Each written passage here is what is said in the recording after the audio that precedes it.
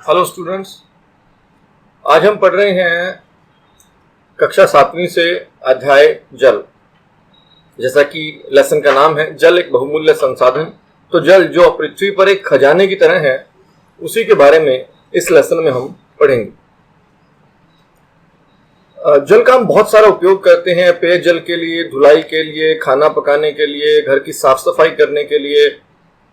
संयुक्त राष्ट्र द्वारा प्रत्येक व्यक्ति के लिए सुझाई गई जल की न्यूनतम मात्रा 50 लीटर प्रति व्यक्ति है, यानी कि हर रोज एक व्यक्ति को 50 लीटर जल चाहिए अपनी दैनिक कार्यों को पूरा करने के लिए। यह मात्रा प्रति व्यक्ति लगभग 2.5 बाल्टी जल के बराबर है। हमारे देश में लाखों लोग ऐसे हैं जिनको पर्याप्त जल नहीं मिलता है, यानी कि उनको 50 लीटर प्रति व्यक्ति नहीं मिल रहा है। कुछ को तो बहुत ही कम मात्रा में जल प्राप्त होता है। कुछ स्थानों पर जल की बहुत ज्यादा कमी है।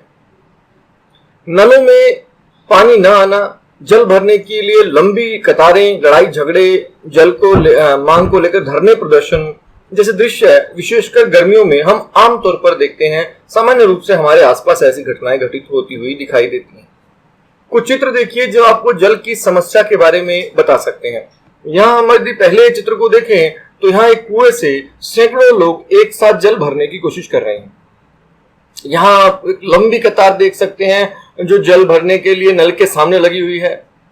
एक अन्य चित्र में टैंकर आए हुए पानी के टैंकर पर लोग कैसे टूट पड़े हैं, इससे आप पानी की समस्या का अंदाजा लगा सकते हैं, पानी की कितनी समस्या है। इस तरह दूसरे टैंकर पर भी आप देखिए, पानी भरने के लिए लोगों की भारी भरमार आप देख सकते हैं। और गरीब बस्तियों में पानी के लिए मारामारी आमतौर पर दिखाई दे रही है। जल की इतनी समस्या क्यों है? क्या जल बहुत कम है? पर वास्तव में ऐसा नहीं है।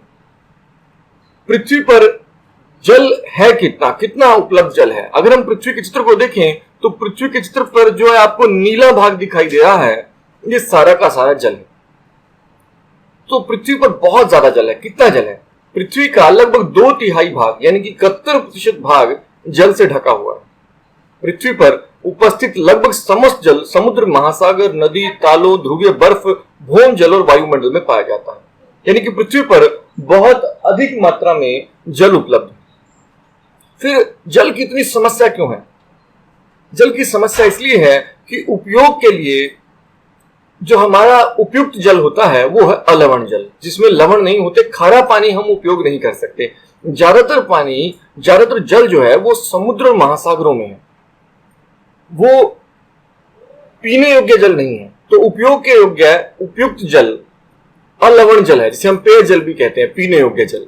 अलवण जल की मात्रा पृथ्वी पर उपलब्ध कुल जल की मात्रा का केवल 0.006% है।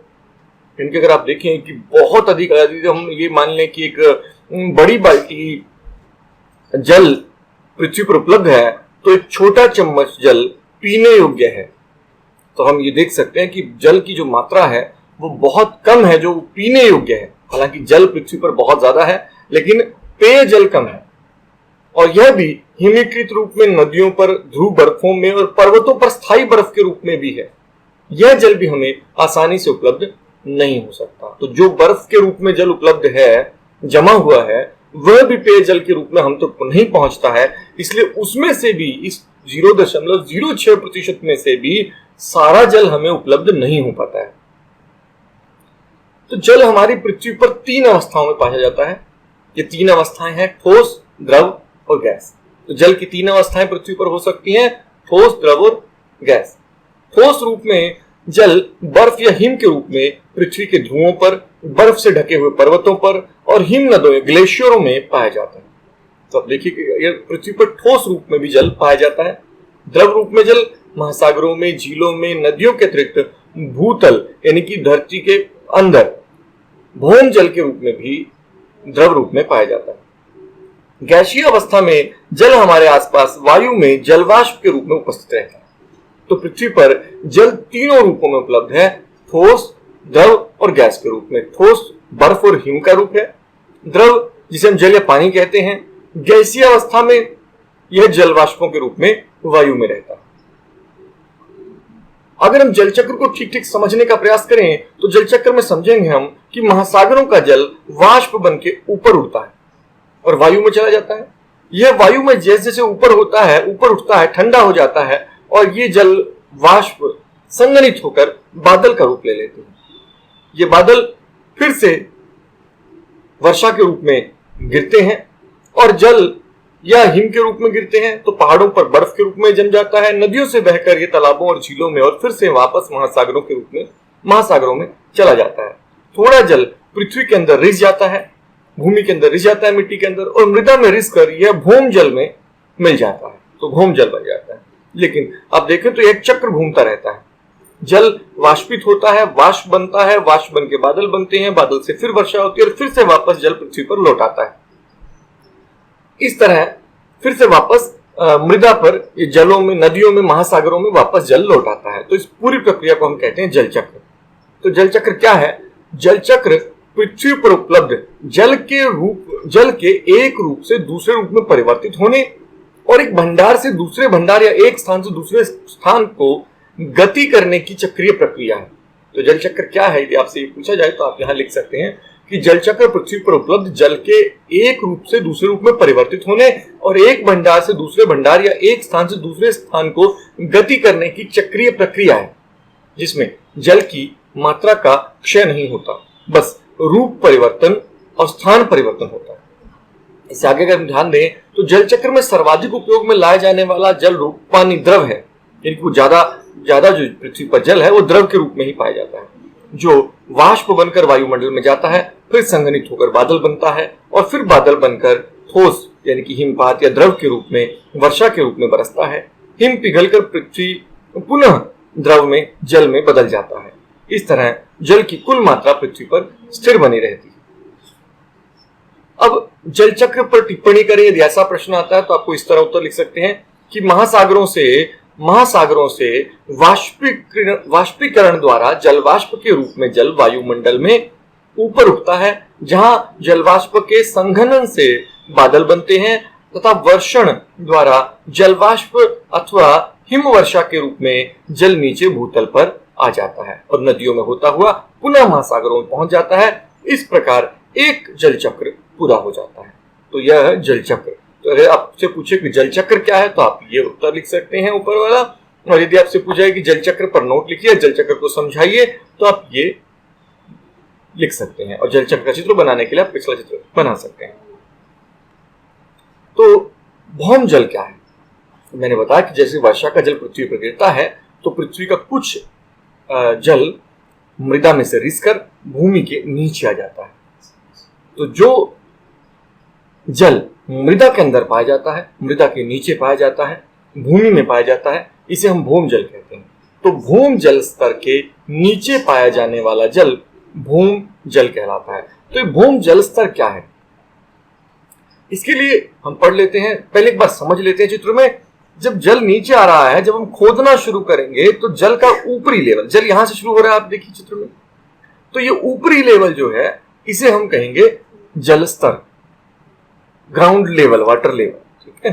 तो इसके नीचे सब जल आएगा फिर। तो जल जहां से मिलना शुरू हो जाता है, सारे जहां मिट्टी के कण जो है वो जल के भरे होते हैं, ये है जल स्तर। तो भौम जल स्तर क्या है? यदि हम और अधिक गहराई तक खोदते चले जाएं, यदि हम गहराई तक खोदते चले जाएं तो हम उस स्तर तक पहुंच सकते हैं जहां मृदा कणों के बीच में सारे के सारे रिक्त स्थान और चट्टानों के बीच के स्थान में जल से भरे हुए हैं। इस परत की ऊपरी सीमा भौम जल स्तर कहलाती है।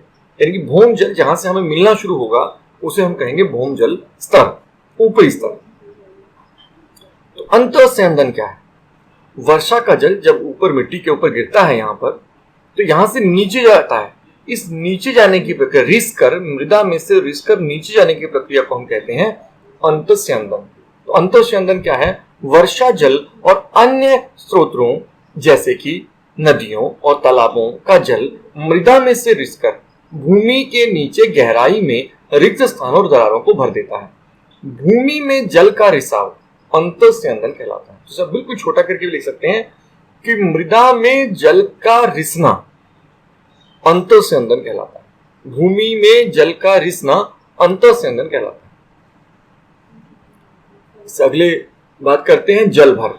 ये जल भर क्या है? कुछ स्थानों पर भूम जल स्तर के नीचे स्थिर कठोर शैलों की परतों के बीच में भूम जल संचित हो जाता है। इस प्रकार संचित भूम जल के भंडारों को जलभर कहते हैं। चित्र द्वारा समझते हैं। मृदा से जब जल नीचे की ओर निस्यंदित होता है, नीचे जाता है, तो ऊपर तो मिट्टी में जल रहता है, फिर नीचे बहुत नीचे जाने पर चट्टानों के बीच में जल भरा हुआ हो सकता है बहुत मात्रा में।